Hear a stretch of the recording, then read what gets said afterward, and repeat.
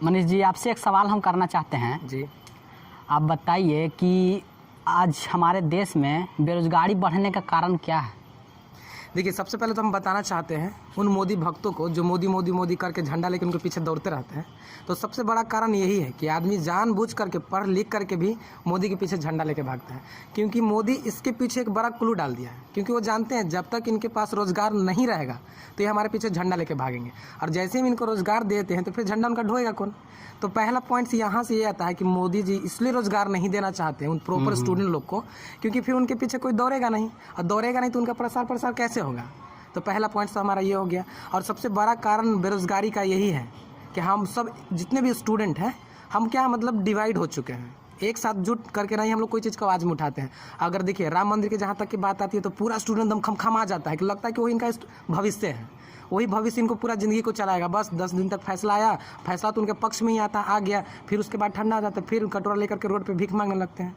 तो स्टूडेंट का सबसे बड़ा रीज़न ये है। तो स्टूडेंट से हम कहना चाहते हैं कि वो लोग जितने भी स्टूडेंट हैं, जैसे वो हिंदुत्व में या राम मंदिर में या कोई भी धार्मिक चीज़ में सब मिल करके लड़ते हैं, तो वैसा ही आज मोदी को दिखा देना है उनको कि हम सिर्फ अगर मंदिर के लिए हम लड़ सकते हैं तो अपना रोजगार के लिए, अपना हक के लिए, अपने आने वाली भविष्य पीढ़ी के लिए भी हम आवाज़ उठा सकते हैं, हम चुप नहीं रहेंगे।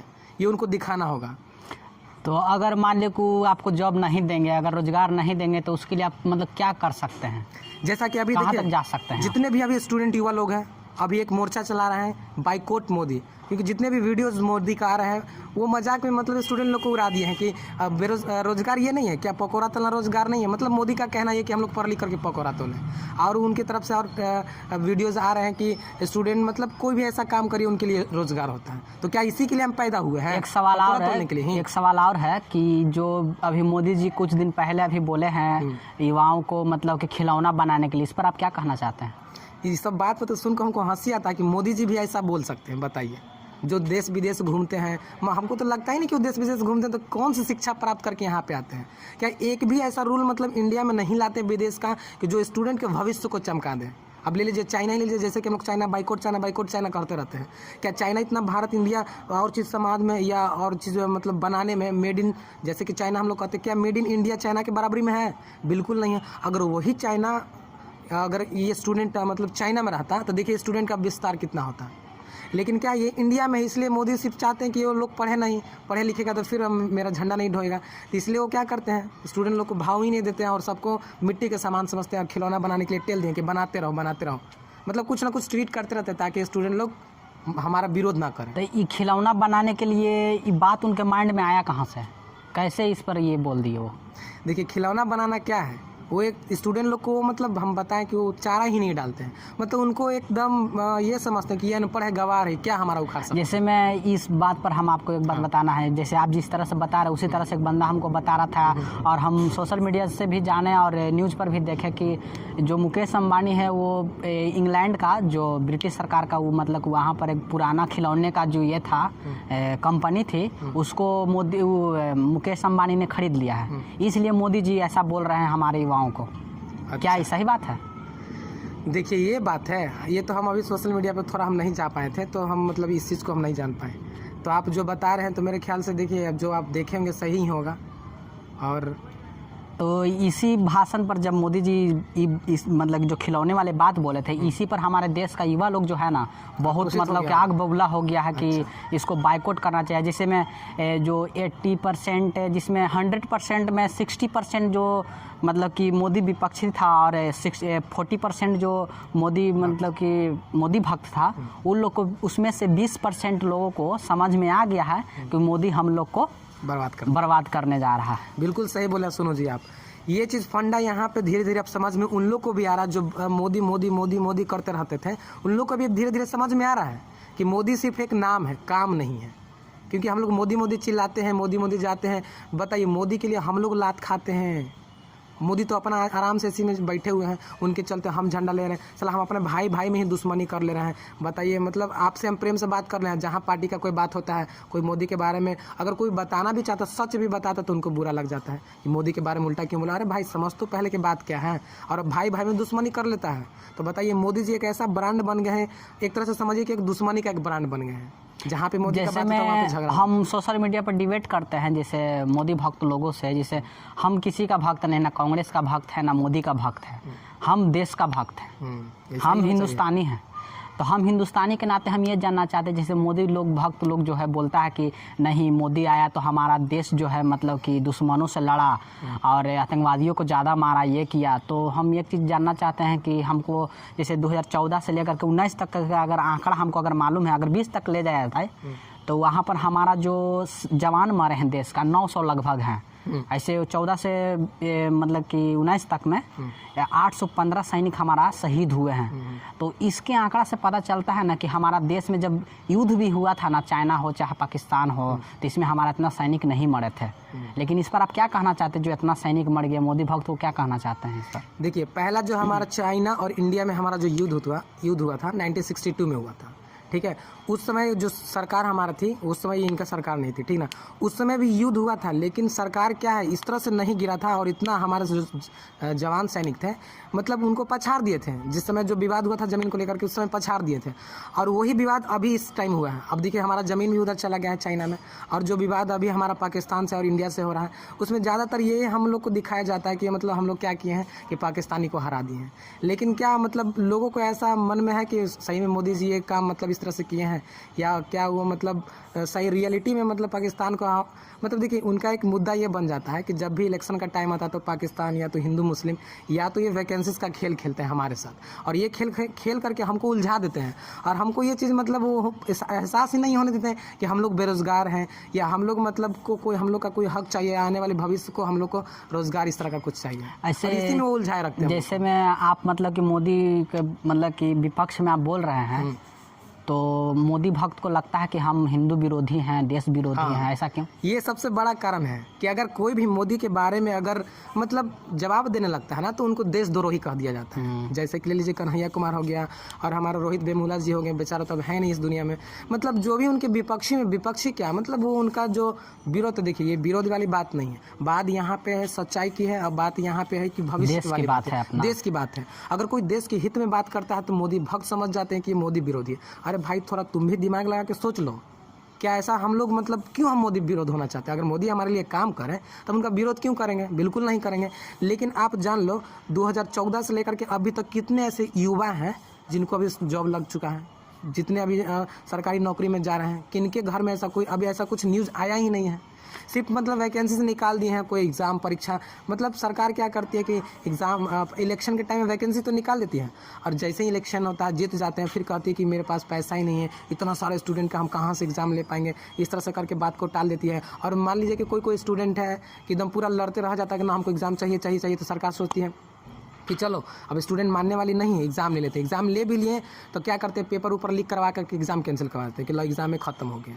तो ये जो 2017 में जो एसएससी के एग्ज़ाम अभी तक नहीं हुआ, इसके बारे में आप क्या कहना चाहते हैं? और मेरा एक और सवाल है कि जैसे अगर चुनाव आता है तो चुनाव आयोग जो होता है वो टाइमली मतलब एग्ज़ाम ले लेता है, मतलब चुनाव करवा लेता है, लेकिन एग्ज़ाम टाइमली क्यों नहीं लिया जाता? इस पर आप क्या कहना चाहते हैं? देखिए, इस पर हम सबसे पहले हम जो 3 बोर्ड हमारा है जो इंडिया में एग्ज़ाम कंडक्ट कराती है, जैसे कि पहला एसएससी, IBPS और ये हमारा रेलवे हो गया RRB, तो ये सब एग्ज़ाम हमारे देश को कंडक्ट करवाती है। और देखिए, एक चीज़ हम बताना चाहते हैं कि जो बड़ा एग्ज़ाम होता है जैसे कि UPSC BPSC, उस समय एग्ज़ाम में कभी भी क्वेश्चन आज तक लीक नहीं होता कि उनका एकदम परफेक्टली काम होता है। दूसरा चीज़, जहाँ तक चुनाव की बात है कि देखिए, चुनाव में हमारे देश को कम से कम तो 25-30 करोड़ युवा मतलब हर एक स्टेट में ऐसा कुछ एग्ज़ाम होता, ये चुनाव होता है, तो उसमें चुनाव एकदम प्रॉपर तरीक़ा से होता है, कहूँ भी कुछ धांधली नहीं, और होती भी तो सरकार पूरा कड़ा एक्शन लेती है, मतलब टोटल ये चीज़। तो वही चीज़ हम चाहते हैं सरकार की स्टूडेंट के साथ भी मतलब रूल अपनाए कि एग्ज़ाम जहाँ होती है वहाँ भी पूरा परफेक्टली एग्ज़ाम हो, ताकि देखिए इससे दो बातें होती है। पहला तो हमारा स्टूडेंट लोग का रेपुटेशन, मतलब स्टूडेंट लोग का भविष्य तो पूरा नर्क में जाता है। दूसरा कि सरकार लोग का भी रेपुटेशन गिरता है कि क्या देखिए बिहार में या कोई स्टेट में स्टूडेंट का जो एज है वो भी चला जाता है। ये मतलब एज तो उनका तो जा ही रहा है, एज तो उनका जा ही रहा है। जैसे कि आप एग्ज़ाम आज नहीं ले रहे तो आज अगर आंकड़ा एवरेज लगाया जाए इंडिया में कम से कम तो 100-200 के पार लोग डेली क्या मतलब 1000 के एवरेज में डेली स्टूडेंट का एज ख़त्म हो रहा है। डेली, और उससे दोगुना स्टूडेंट है कि आ रहे हैं, तैयार हो रहे हैं नौकरी के लिए, नौकरी है ही नहीं। अब देखिए सरकार मेन इसका कारण सरकार ही है। अगर सरकार एग्ज़ाम प्रॉपर 6 महीना पे लेते रहती, वैकेंसीज निकालते रहती, तो क्या होता, सरकार को इतना परेशानी नहीं उठाने पड़ती और इनका ये कहने का मौका ही नहीं मिलता कि मेरे पास सेंटर नहीं है, मेरे पास पैसा नहीं है। क्योंकि इसका कारण सरकार ही है। अपना चुनाव एक तो पूरा चुनाव परफेक्टली करवा लेती है, वोट भी करवा देती है। जब 3 तारीख को रिजल्ट आएगा तो 3 तारीख को रिजल्ट वोटिंग का आना ही है, और वही एग्ज़ाम तक की बात किया जाए तो नहीं, आज सर्वर ये था, आज ये इस चीज़ का मीटिंग सरकार के था, आज ये हो गया, वो हो गया, इस तक करके स्टूडेंट को टाल देते हैं। तो इसमें मतलब कि आपसे एक सवाल करना चाहते हैं कि इसमें अगर सरकार की गलती है या जो मतलब कि उसमें जो स्टाफ लोग हैं उसका गलती है, चुनाव टाइम पर ना, एग्ज़ाम टाइम पर ना होना? देखिए इसमें जहाँ तक कि ज़्यादा अगर गलती माना जाए तो सरकार की। अगर सरकार परफेक्टली चाहती तो चुनाव परफेक्टली होता है कि नहीं, चुनाव तो बिल्कुल टाइम पे हो जाता है। लेकिन अगर सरकार ठान ले कि एग्ज़ाम बच्चों को प्रॉपरली डेट के अनुसार होना चाहिए तो ये होगा। और दूसरी बात, हम उन स्टूडेंट लोग से भी कहना चाहते हैं कि जो अगर सरकार के भी विरोध में हैं तो प्लीज़ आप विरोध ऐसा करिए कि सरकार को भी समझ में आए कि हम स्टूडेंट में, हम कम शक्ति वाले स्टूडेंट नहीं हैं, हम हिला करके रख देंगे सरकार को, सरकार गिरा करके रख देंगे, ठीक है। तो उन सारे स्टूडेंट्स हम कहना चाहते हैं कि प्लीज़ अभी ही समय है, अपने भविष्य के लिए जागिए। हम समझ गए कि हमें नौकरी नहीं लगने वाली है, लेकिन आने वाले हमारे भविष्य हैं उनको ऐसा झेलने का समय हम नहीं दें।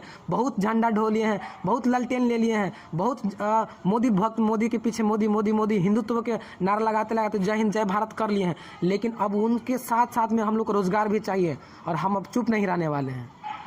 तो जैसे कहने का मतलब है कि जैसे जो मोदी भक्त चाहे इंडिया के लोगों को जैसे जो चीज़ चाहिए था, जैसे 370 धारा हट गया, उसके बाद राम मंदिर बन गया, तो जो वादा था कुछ कुछ पूरा हुआ, बाकी जो मेन वादा था, जो हम लोग मतलब कि यहाँ देश के इंडिया के जो लोग हैं उनको जो फ़ायदा होने की बात था वो पूरा मतलब उसका मतलब वो पूरा नहीं कर पाए वादा को। उस पर आप क्या कहना चाहते हैं? देखिए मोदी का ऐसा नहीं कि मोदी का परफेक्टली जो बात है वो बिल्कुल रॉन्ग है, ऐसा हम नहीं करें कि मोदी काम ही नहीं करती है। देखिए मोदी तो काम करती है, लेकिन हमारे देश के युवा के लिए काम नहीं करती, ये सबसे बड़ी डिमेरिट्स है।